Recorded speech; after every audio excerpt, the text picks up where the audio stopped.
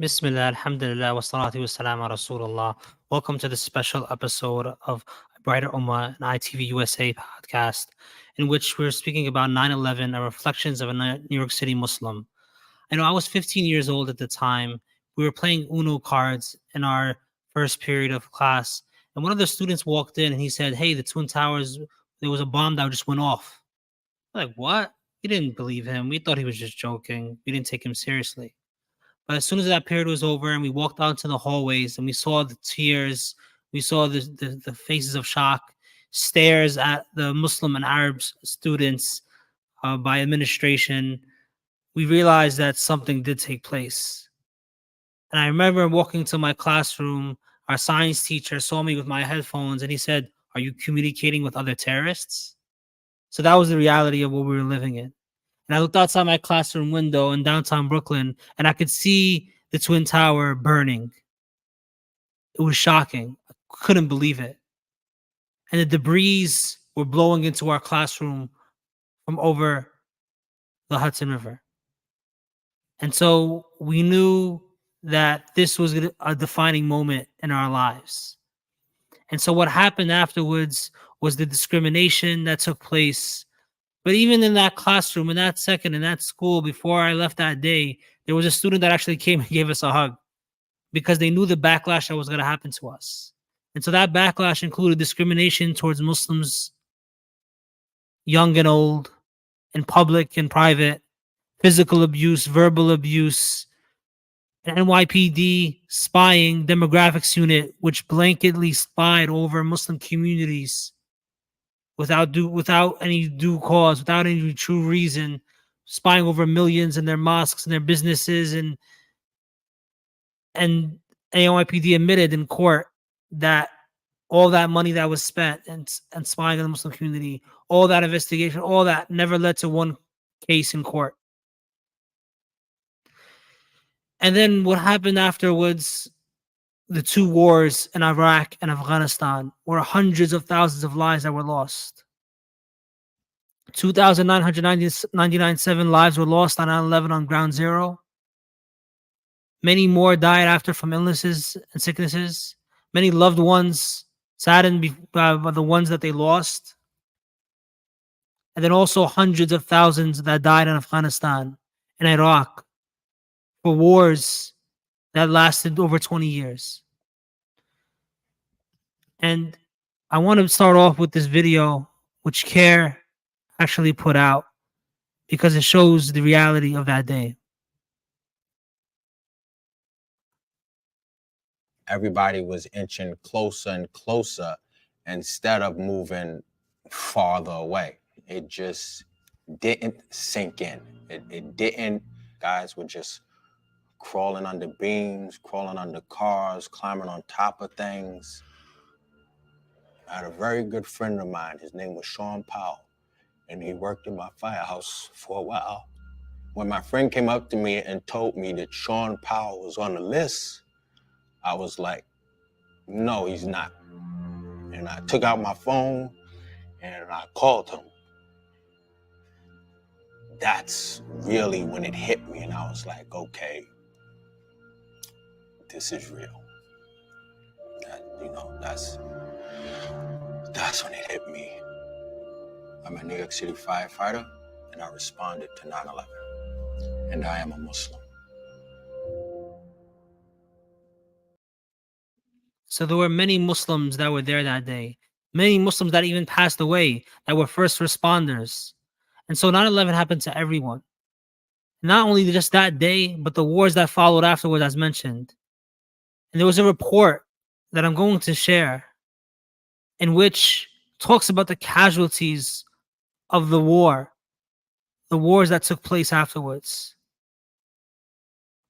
And you're going to see civilians killed and wounded, right? This woman is walking past the scene of a bomb attack in Baghdad on January 29, 2007.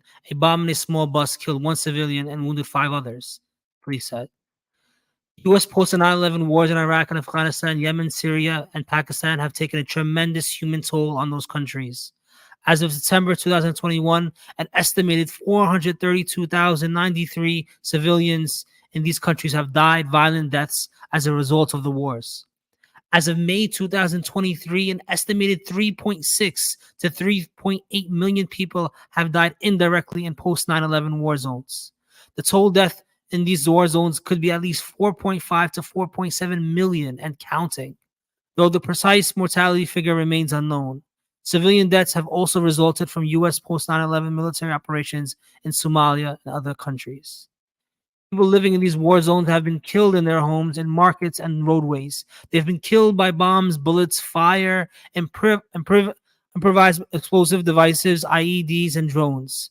Civilians die at checkpoints as they run off the road by military vehicles, when they step on mines or cluster bombs, as they collect wood or tend to their fields, and when they are kidnapped and executed for purposes of revenge or intimidation. They are killed by the United States, by its allies, and by insurgents and sectarians in the civil wars spawned by the invasions. The war can also lead to death weeks or months after battles. And we're going to look at here just what does that mean of the direct deaths and the indirect deaths. And how does that happen? And how does that affect people? All these different sectors that affect the people and indirect deaths.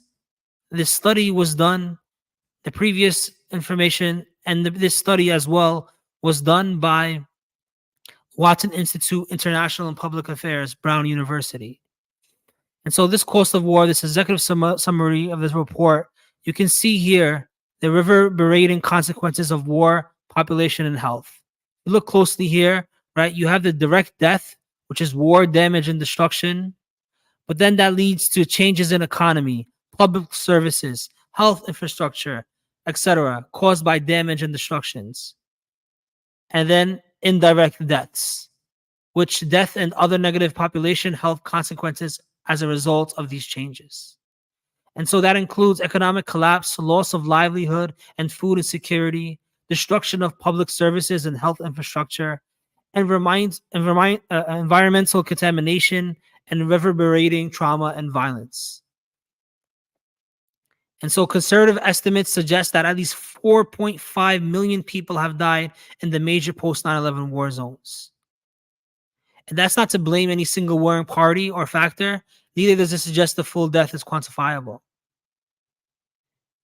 So the second thing to look at is wars often kill far more people indirectly than direct combat, particularly young children.